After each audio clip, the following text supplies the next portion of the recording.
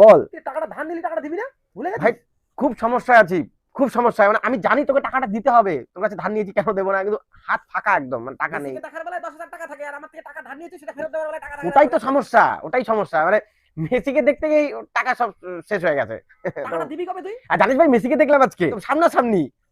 Messi তো নিজের থেকে হ্যান্ডশেক করতে এসেছিল, নিজের থেকে।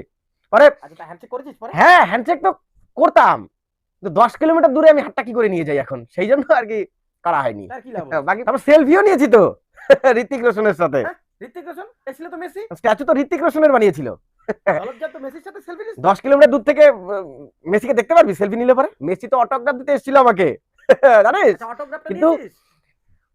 দুর্ভাগ্যবশত দুজনের কারোর কাছে কলমটা ছিল না, তাই বলেছে অটোগ্রাফ দিয়ে হোয়াটসঅ্যাপে পাঠিয়ে দেবে আমাকে। আচ্ছা, মেসির হোয়াটসঅ্যাপ নাম্বার নিয়েছিস তুই? তাড়াহুড়োতে মেসির নাম্বারটাও নেওয়া হয়নি হোয়াটসঅ্যাপে, হ্যাঁ? পরে গুগল থেকে ডাউনলোড করে নিয়েছি, পাঠিয়ে দেবো নি তোকে মেসির অটোগ্রাফ। তুই ওর সাথে দেখলি, টাকাটা দে আমাকে, আজকেই দে। আমি তোকে মেসির অটোগ্রাফ দেবো, আমার লাগে না ওই আর অটোগ্রাফ, তুই আমার টাকাটা ওই দে। সামান্য কটা 2,000 টাকার জন্য এরকম করছিস? তুই টাকাটা দে, নাহলে আমি কিন্তু কাকুকে গিয়ে বলবো।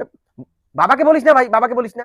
ওই মেসিকে দেখার টিকিটে আমার 2,000 টাকা শর্ট পড়ছিল, বাইকের মোবিল চেঞ্জ করবো বলে বাবার থেকে 2,000 টাকা নিয়েছি আমি। এবার বাবা কোনোভাবে জানতে পেরে গেছে মোবিলের দাম 400 টাকা।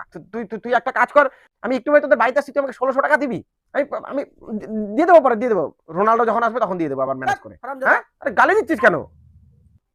বন্ধু বন্ধুর কাজে আসে না।